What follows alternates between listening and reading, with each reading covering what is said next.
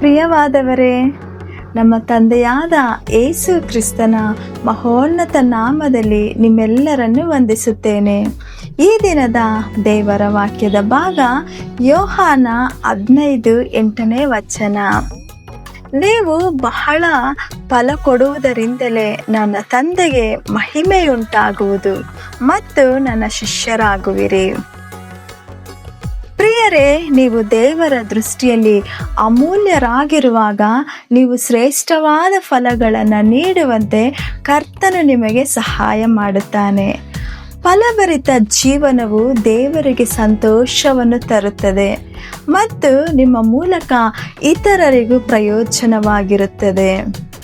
ಸುಮಾರು 500 ವರ್ಷಗಳ ನಂತರ ಮೋಶೆಯು ಯೋಸೇಫನ ಸಂತತಿಯನ್ನು ಆಶೀರ್ವದಿಸುವಾಗ ಈ ರೀತಿಯಾಗಿ ಹೇಳಿದನು: ಅವನ ಭೂಮಿಯು ಯೆಹೋವನಿಂದ ಆಶೀರ್ವದಿಸಲ್ಪಡಲಿ. ಆಕಾಶವು ಇಬ್ಬನಿಯಿಂದಲೂ ಕೆಳಗಿರುವ ನೀರಿನ ಬುಗ್ಗೆಗಳಿಂದಲೂ ಸೂರ್ಯನ ಬಿಸಿಲಿಗೆ ಪಕ್ವವಾಗುವ ಉತ್ತಮ ಫಲಗಳಿಂದಲೂ ಅಮೂಲ್ಯವಾದ ಬೆಳೆಗಳಿಂದಲೂ ಪ್ರಾಚೀನ ಪರ್ವತಗಳ ಶ್ರೇಷ್ಠ ವಸ್ತುಗಳಿಂದಲೂ ಅವನು ಆಶೀರ್ವದಿಸಲ್ಪಡಲಿ ಎಂಬುದಾಗಿ ಆಶೀರ್ವದಿಸಿದನು. ಅದೇ ರೀತಿ ಈ ದಿನಗಳಲ್ಲಿ ನೀವು ಕೂಡ ಆತ್ಮನ ಅಮೂಲ್ಯವಾದ ಫಲಗಳನ್ನು ನೀಡುವವರಾಗಬೇಕು.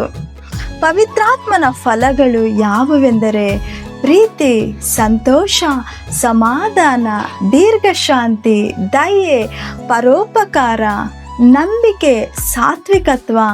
ಇಂತಹ ಫಲಗಳನ್ನು ನೀವು ನೀಡುವಂತೆ ದೇವರು ನಿಮ್ಮನ್ನು ದ್ರಾಕ್ಷಾ ತೋಟದ ಕೆಲಸಗಾರರನ್ನಾಗಿ ಆರಿಸಿಕೊಂಡಿದ್ದಾನೆ. ಯೇಸು ಕ್ರಿಸ್ತನು ನಿಜವಾಗಿರುವ ದ್ರಾಕ್ಷಿ ಬಳ್ಳಿಯಾಗಿದ್ದಾನೆ. ನೀವು ಹೋಗಿ ಫಲ ಕೊಡುವಂತೆಯೂ ನಿಮ್ಮ ಫಲವು ನೆಲೆ ನಿಂತಿರುವಂತೆಯೂ ಆತನು ನಿಮ್ಮನ್ನು ನೇಮಿಸಿದ್ದಾನೆ.